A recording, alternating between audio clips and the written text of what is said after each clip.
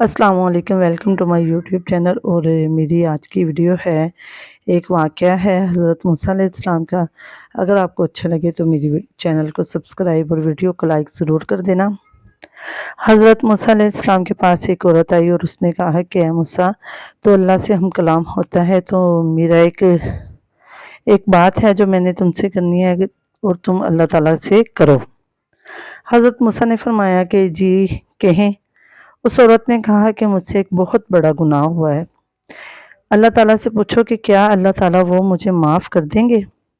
हज़रत मूसा अल्लाह ताला की बारगाह में हाज़िर हुए और वही बात जो थी वो अर्ज़ की कि एक औरत आई थी और उसने कहा कि अल्लाह ताला से पूछो कि मेरा एक बहुत बड़ा गुनाह है, क्या वो माफ़ हो जाएगा।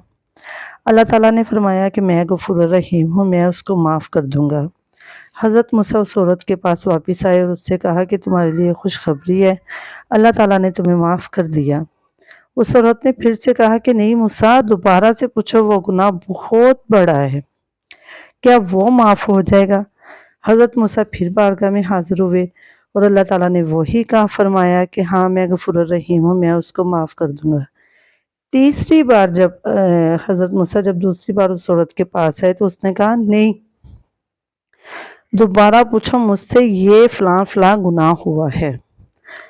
तो जब वो तीसरी बार अल्लाह ताला के पास गए तो अल्लाह ताला ने कहा हज़रत मूसा ने जब बताया कि उस औरत से ये वाला गुनाह हुआ है, तो अल्लाह ताला क्या आप उसको माफ़ कर देंगे।